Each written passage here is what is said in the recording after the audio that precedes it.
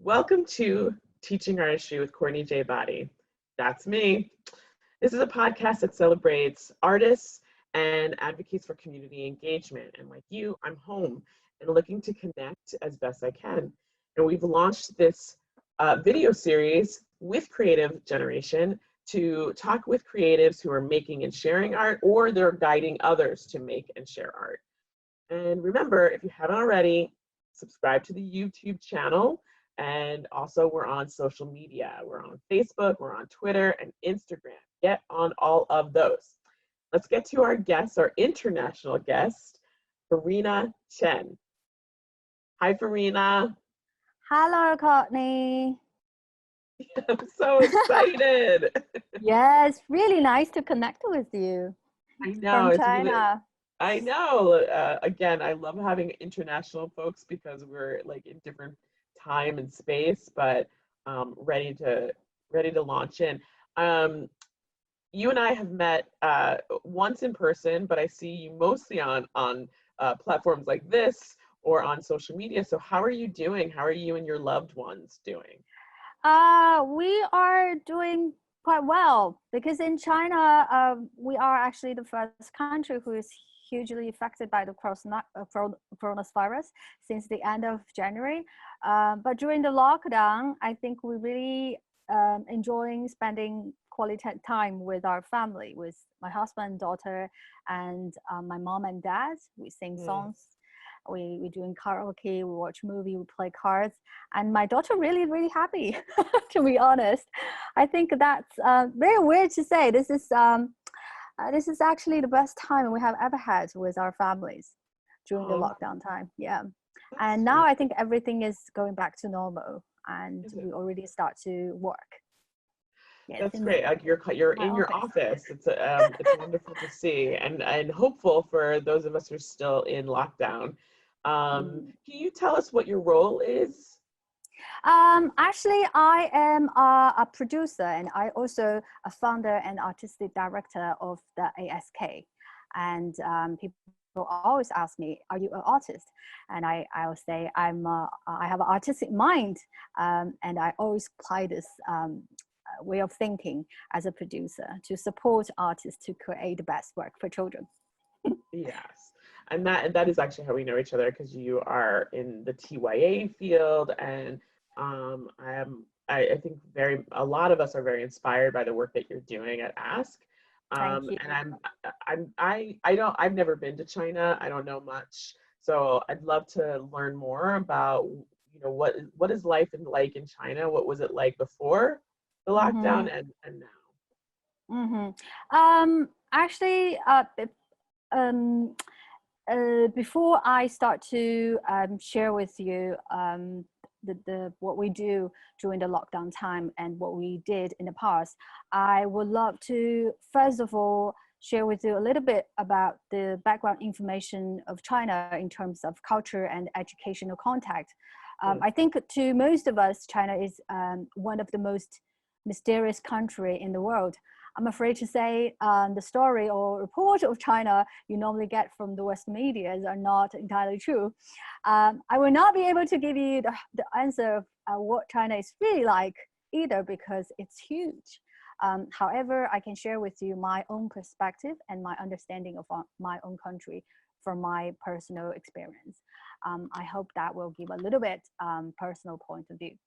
Um, I was born and raised in Shanghai, the biggest city in China, and it's also a financial center of China. In my city, we have 24 million people live here, and Oh, this number has been increasing like every single year. I study in Shanghai and work in Shanghai. I always travel a lot, but never really leave the city. I have a daughter who just celebrated her nice birthday this month. wow. After after I have traveled to so many countries in the past decades, I think I realized that China is very different from other countries, and I would love to share my observation of my own country. I think in a major city in China, it is very common for both parents to be well educated and in full-time employment. It is also very common for them to have one child. And the second child in the family is increasing now since the one-child policy has been changed in 2016. These middle and upper class families travel abroad often, have their children education and care at the center of their choices, and are very clear about wanting the best international care and education resources for their kids. So for children younger than 2, in my country, there's little like daycare available from the organization. Most babies are cared by their mother, grandparents, or nanny. It is widely expected that mothers will stay home with their baby until they're around 3 years old with help of from their parents. So later on, the kids will send to the kindergarten about 3. I think kindergarten in China, we have 3 types of different things. There's one state-owned type of kindergarten and private-owned and purely international schools. And Chinese nationals must be following the Chinese national curriculum. Others are very flexible. So when kids around grade 6, they will move to middle school. And both elementary school and middle schools in China, those attendance is mandatory. In China, I think most schools are built on a very small plots of land, which means we have little space to work outside. And also getting into a good schools are very competitive, requiring children to have a task or pass an interview and to be accepted by those private schools. But now the rules are changed. The policy has been changed recently. Now we use a lottery system for those for the students' admission, and that means no interview or no test. But it's this new education reform, I think, also arise a lot of concern of Chinese parents, and it's still ongoing discussion. So education in general, this is education in general in China. And also, what about our arts learning and teaching? The training available for teachers both in early years, which is kindergarten and elementary school, does not include any arts training. Generally, the curriculum in kindergarten and schools includes some basic visual arts and may include music if the school has specialist teacher. Private kindergartens will program in visual art lessons, sometimes with a special teacher or artist, and are more open to inviting in specialists to run programs with children as they have more budget. Many children participate in dance lessons. In China, mostly ballet or traditional forms, and learn an instrument as extracurricular activities. The school kindergarten and curriculum has limited arts participation and keep arts very separate to other lessons. It is not integrated. Traditionally, arts lessons focus on techniques and skills development and often do not incorporate free expression or encourage individual creativity. So many children are spending more time in classes outside of school, and classes are focused on techniques in the process to generate a polished product. Whereas most families having 2 parents working full-time and less able to spend time with their children, these polished products are generated to satisfy parents and their carers, along with regular reports or photographs sent by our WeChat, which is a social media. And teacher will greet parents after class to provide a verbal report on children's engagement. So this process is seeing parents less engaged with their children, losing a deep connection, and not really knowing how to play with children. So this is the reason we found ASK in the first place. I used to work in China Shanghai International Arts Festival and search for good works for adults. In my mind, it is also very important to have kids immersed in a high quality arts from very little, even the day they were born, and to trigger their imagination and nourish their creativity.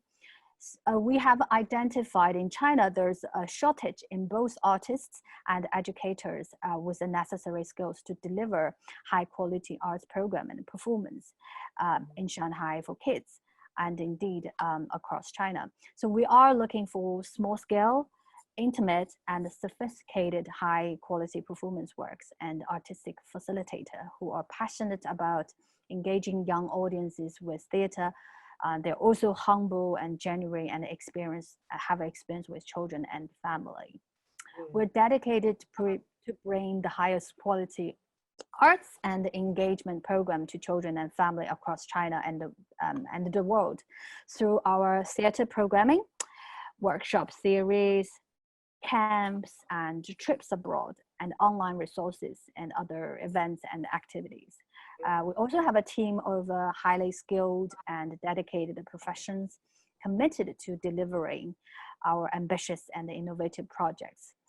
We employed artists and facilitators from all over the world and from a variety of disciplines, and have worked in collaboration with some of the world-leading innovative theaters and educational organization.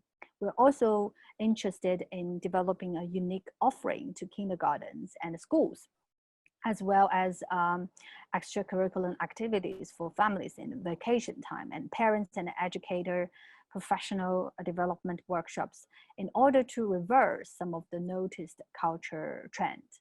Because we believe through the use of arts, we create environments, both real and imaginary, for kids and adults to develop their own creative practices and use life skills such as communication, teamwork, collaboration, empathy, creative problem solving, and resilience. So yeah, our main job is to present, produce, and create and curate, working with most talented artists and educators in China and abroad.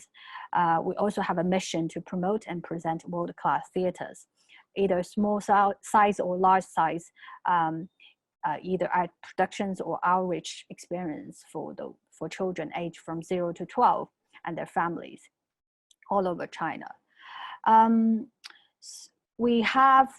We were born in Shanghai. We have our first small size theater ever built in China. I think this is the first small size theater ever built in China.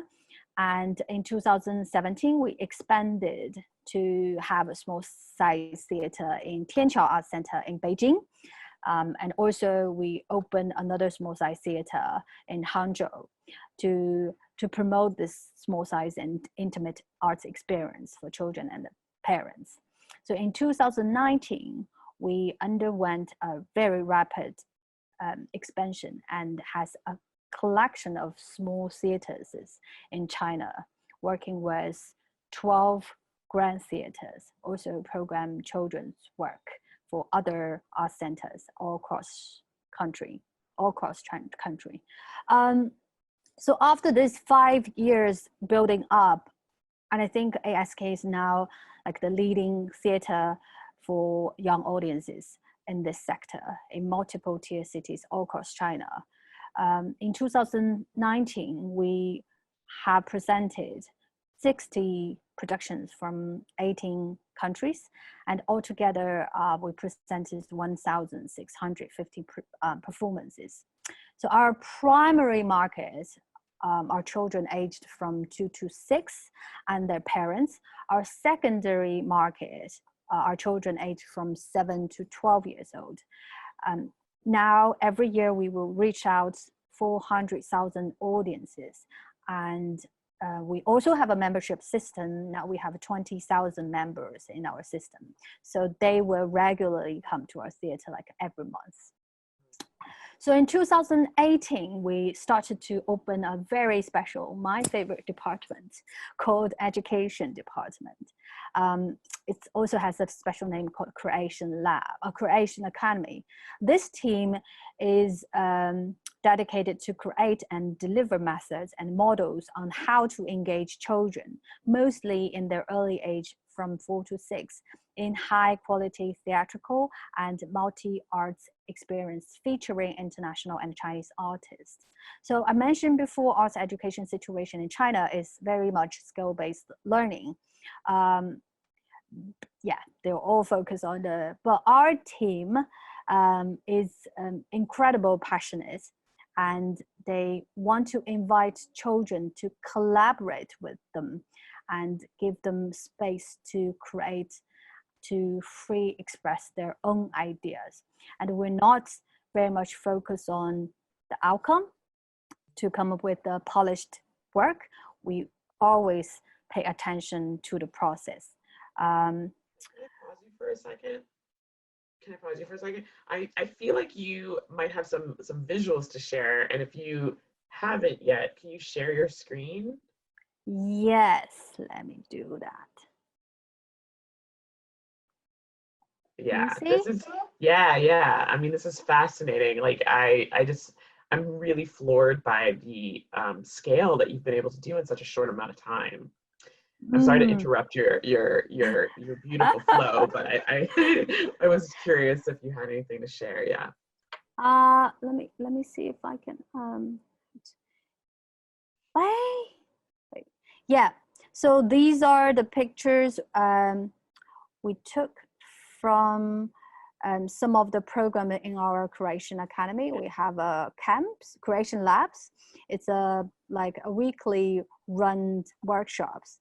So children could join us to learn some skills and also create their own works. And this is like a summer camp and winter camp. We will have our children, we will invite them to the international festival to visit the festival and also create their own shows to be presented in the festival. So those pictures we took in Avignon Festival last year. And also we have workshops for professionals and teachers and parents who is interested in creation. We will have this KOL, Key Opinion Leader workshop, and engage adults to join the creation and be brave as well. Yeah, our teaching artists. We have a group of fantastic teaching artists, and we love them. They have skills in different art forms such as dance, puppetry, and music. Yeah. So especially during this coronavirus period, because our theater is closed, but we have a lots of like members we need to take care of and keep connection with them. We don't want them to forget us during this lockdown time. So one of the things we do during this very special time in the beginning of February, I think one of our international teaching artists, Vance, who was isolated in Shanghai as a residency artist, start to have this idea to work online with Chinese teaching artists.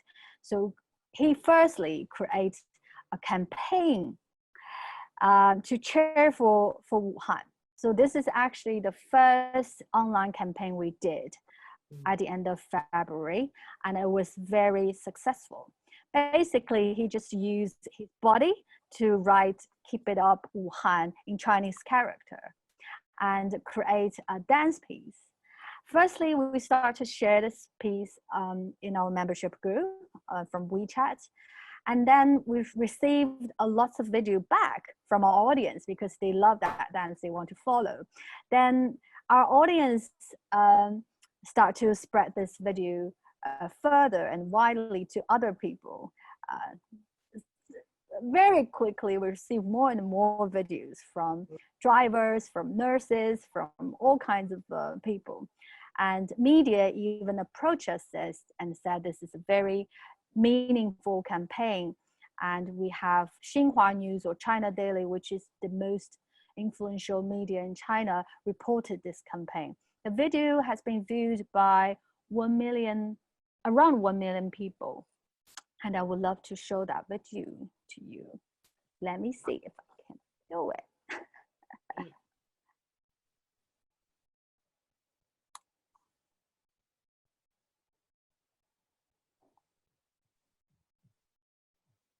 we can't hear it.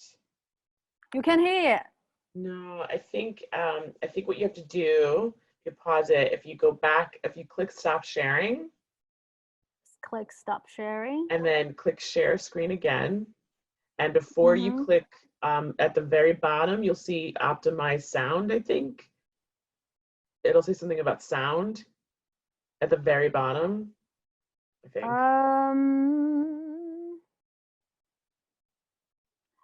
Let me. This is the beauty of Zoom. Like, Is that video? I'm going off of what I remember. So I think what you have to do is that before you actually share your screen, you have to make sure your sound is, there's some button that you have to click to make sure that when you share your screen, your sound is also being shared. But I don't know exactly what that looks Is that an like. audio setting? Yes, but perhaps that's it. Audio setting, share screen, maximum zoom with the. Ah. We did not run through this part in advance. Oh my God. I think last time I did. Where is that? Click mute. Switch to phone. No, not me. So when you click on share screen before, and you click and you like click on the screen that you want to share. Yeah. But I think it's before you actually share the screen, you have to click something. Okay, I got it. I got it. I got it. You got it. Excellent. Yeah, I got it. Cool. I think it was do it because of again. me. Hey. Ah. Play current size. Okay. Can you see my screen? I can see your screen, yes. Can you hear? Yes.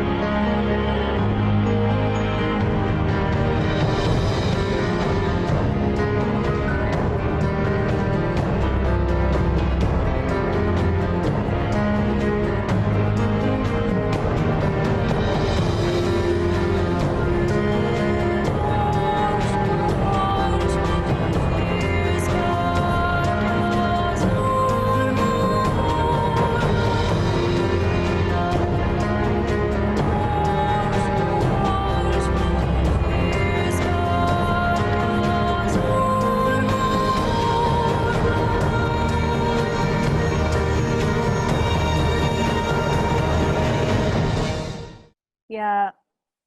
Oh. Can you? Yeah. Okay. Yeah. Yeah. This is really nice video, and we also have international artists to join as well. So since then, we kind of obsessed to this kind of online campaign to connect to people even we're stuck at home. So we start to film like series of online videos. For us, I think we're not trying to change our territory from offline into online. We still believe life experience is very critical. It cannot be replaced by any kind of online format. But for us, I think online content is more like a marketing approach to still connect with our people, connect with outsiders, and making telling stories and practicing creativities still part of our life, even we cannot come to the theater. So later on, we produce movement classes, which we found everyone stuck at home, they need more exercises. So our teaching artists trying to encourage our audience to exercises at home. They will teach people when they clean the rooms, they need to stretch their body beautifully, and there's one dance piece while you clean up the floor, and there's one dance piece you could do before you go to sleep, and it's all on the bed, and one is using the sofa as the foundation to yeah, to practice. And also, I think in China, it's very important for Chinese kids to learn our own culture. So we introduce Chenyu online video, which is four character Indian idioms to kids. So in Chinese culture, Chenyu, which is for Indian, contains a lots of ancient stories and history and told by our ancestors. Chenyu has been passed from generation to generation. It is very important part of our culture and history. It has been still widely used in the modern society nowadays. Sometimes four characters are not simple for words. Also, they reflect a moral behind the stories. But unfortunately, in schools, kids are asked to memorize these Chenyu, not knowing the story behind it. So we want to make a video to tell that stories to our kids and make Chenyu, this very cultural and historical things, more accessible to our kids. So the video now on the screen is to introduce a story about an old man living at the frontier, lost his horse one day. He was really sad and heartbroken because this is his best friend and his favorite horses. However, after several months, the horse came back from the land of other peoples, accompanied by other fine horse. He is very thrilled and everybody is very, very happy. So this story actually tells us a loss may turn out to be a gain sometimes. We want to the Chinese culture to promote our ancient culture, right? So one of the other online program we produced is with a Kun opera performer. We want children to learn more about the Kun opera because Kun opera is the oldest forms of Chinese opera.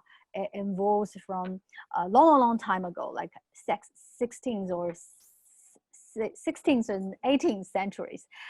It is also like intangible heritage of humanity by UNESCO since 2001. So we want to introduce this old art form and super slow melody and ancient poem to our kids. So one of our teaching artists who is a award-winning opera performer is very keen to interpret Kun opera in a different form. It's a storytelling form. Which immediately arise children's interest and even adults become really interested.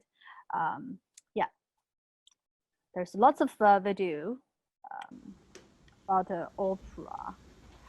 And also we engage international artists to create online video, especially this one is super popular because in China, we have lots of kids learning piano. But like 30 million people playing piano in China, but most of them suffered to pass the exam like ABRSM. Teachers are very strict and very busy with correcting the children and tell them this is wrong and this is not right and ask them practice repeatedly and very much skill-based learning.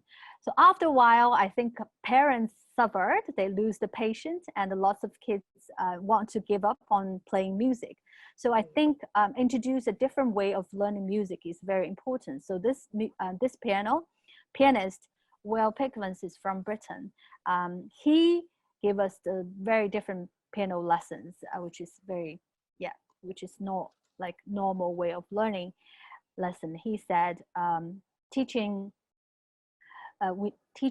music is more important is to listen to the music and use the ear to learn music. So we record a lot. I don't know if we have time to show some of it. 小不点大世界，在家也有戏。爱丁堡直通车 ，Will 老师的快闪钢琴课。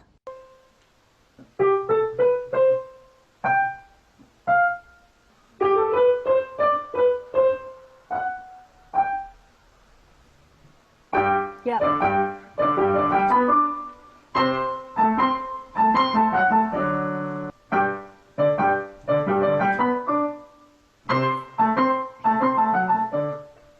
This could only happen right now with the sun right there, this piano right here.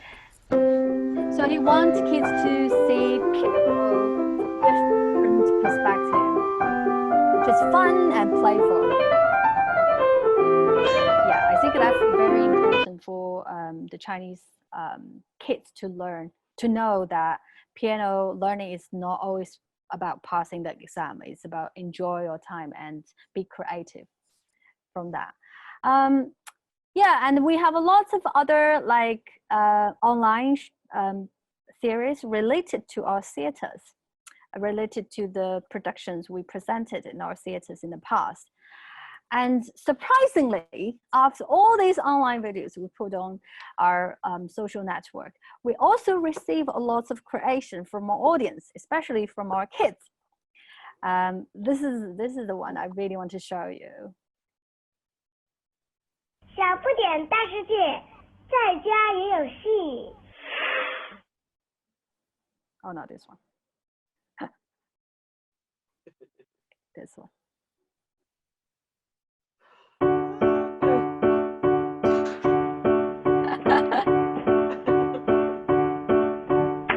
Frog, do you remember that? Yes, of course.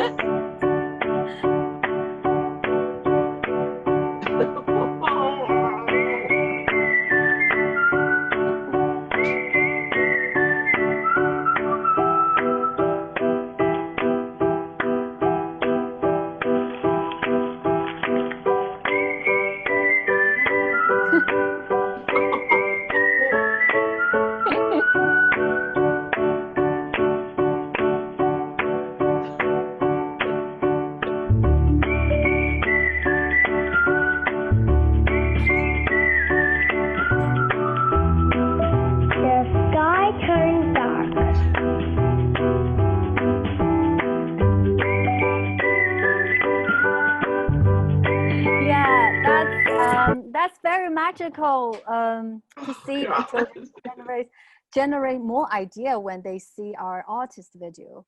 And because we know they love our theater, they still have those very beautiful memories in their head. They love the characters they see on the stage, and we want to keep all these beautiful things still be part of their life. And even stuck at home, you could use boxes and plastic bags and simple things to reflect our beautiful memories in the theater. And we wait for the day the theater can reopen. I see Chado Dash. What? Isn't that Chado Dash? Is that not Chado Dash? Anyway, never mind. It looks very similar to a show that was started in London and then came to the New Victory. Forrina, I'm just aware that you have a meeting shortly, and so I want to. This has been so rich and so beautiful that you've shared so much with us, and gives us some hope in terms of how to engage our audiences, or how to engage in art making while we're in this sort of stay home or lockdown, shelter in place kind of scenario that we are still in America and in many other places within globally. I'm curious if you want to stop sharing your screen for a second so we can wrap up. I'm sorry, can you say it again? Do you want to stop sharing your screen so we can wrap up? Stop sharing it. Yeah, stop sharing. Yeah, this cool. has been a fun lesson. How do you use Zoom? Yeah, I think globally, the society, the business, and or even our life undertaking dramatic changes. But I think it is more important than ever. We need to think like artists. Like everything is uncertain, and how we're gonna face that unknown and keep doing what we really believe in, and not afraid of doing wrong, and challenge ourselves, and still dedicated our time and life to creating new things. I think this is really important. And one really important thing is don't give up. Don't give up, because the day before yesterday, we reopened our theater after 4 months. after 4 months, we welcomed the first audience in our theater. And we are so happy to see they missed our theater, and our audience need our theater. And there's lots of people who out there don't know about the power of theater. So keep doing and keep creating beautiful works for children, because they're our future and they are the one who will shape our future for us. Right. Oh, Forrina, you're so great. Thank you so much for sharing that. You are Thank you so you much. literally buttoned it up to say, just keep sharing art, keep hope, keep making art, keep helping others to make art. And that what you just said really touched me. Right, zoom right into my heart. I said zoom. Oh gosh. About how we don't want them to forget, but there's also new possibilities of reaching more audiences in this moment that hopefully will be able to continue to engage well beyond Yeah, exactly. lockdown, right? Thank you so much for your time. Thank you so much for Thank you sharing for all inviting that you me. have. Yes, absolutely. And thank you, audience, for watching. I hope that you got as much out of this as I did. Remember, this is also being recorded for our podcast. So there's lots of content there as well, but we'll also have these video series playing on the podcast as well. So subscribe to SoundCloud, Apple Podcasts, wherever you get your podcasts. And remember to keep making art.